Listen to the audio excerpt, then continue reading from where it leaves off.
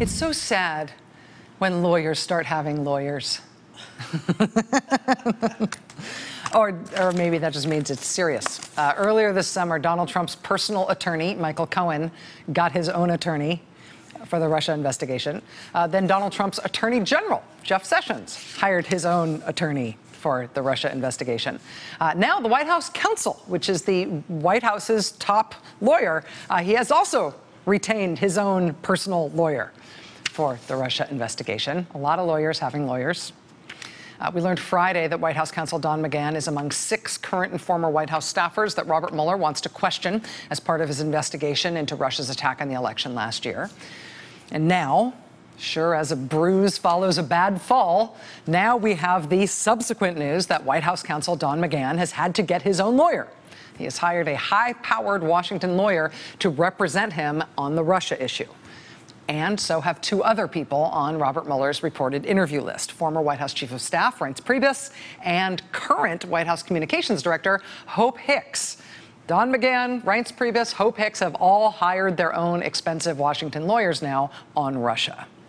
And you know, when the special counsel wants to interview you, you probably want to get a lawyer no matter what, right? Even if you're just expecting a friendly chat about John Podesta's risotto recipe or whatever, you probably still want some legal advice if you're going to be talking to the special counsel no matter what. What is the special counsel going to be talking with all these White House officials about? We're not sure, but based on reporting mostly from the Washington Post, the special counsel appears to be interested in the crafting of the false statement about the Trump Tower meeting that involved Donald Trump Jr., Jared Kushner, Paul Manafort, and all of those Russians. That meeting was, of course, falsely explained by the White House as being just about adoptions. The special counsel also appears to be interested in the firing of FBI Director James Comey, which was also apparently falsely explained by the White House as being the product of a Justice Department internal process. Well, even the president admits that isn't why he fired James Comey. The special counsel also appears to be interested in the handling of former National Security Advisor Mike Flynn, who resigned from the White House after he was exposed as having lied about his contacts with Russian officials, and whose contacts with Russian officials were falsely explained by the White House at the time. So there's a lot of false statements by people involved in White House operations and the president himself around various incidents that have happened since the president's been in office.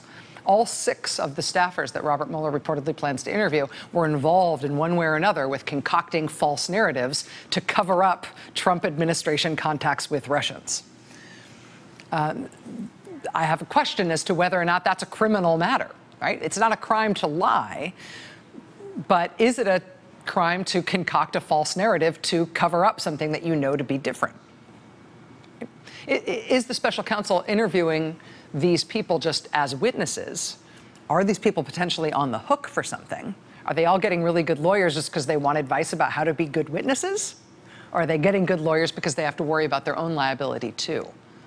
So that's one question that I think is an answerable question. Here's another question. Don McGahn, the White House counsel, and Reince Priebus, who's former head of the RNC, former White House chief of staff, they have both hired the same lawyer for the Russia investigation. Now, I mean, maybe they're just going in together to cut the cost, although I don't think it works that way. But that is kind of strange. Isn't it possible that Don McGahn, as a current White House official, and Reince Priebus, as a former White House official, isn't it possible that they could end up having conflicting interests in this investigation? One of them is gone from the White House, one of them is still there. They may have been in the room for a lot of the same decisions, but presumably they could have interests here that diverge, or they could be called upon as corroborating witnesses for each other's stories. So for them to not just have the same law firm representing them, but the exact same lawyer, that seems strange. Can they do that? Also, one other question. Law 360 was the first news outlet to report Don McGahn's new attorney. They report that his new attorney is representing Don McGahn, quote, as an individual and not in his official capacity. That's according to a person familiar with the hiring. Representing him in his personal capacity, not in his official capacity. What does that mean? He's got this new lawyer to like represent him for his unpaid parking tickets or something. I mean, Don McGahn isn't implicated in this in his personal capacity. He's implicated in the Russia thing because he's the White House counsel. So you're going to represent him, but not as White House counsel?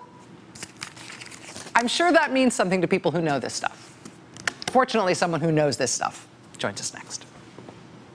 Hey there, I'm Chris Hayes from MSNBC. Thanks for watching MSNBC on YouTube. If you want to keep up to date with the videos we're putting out, you can click subscribe just below me or click over on this list to see lots of other great videos.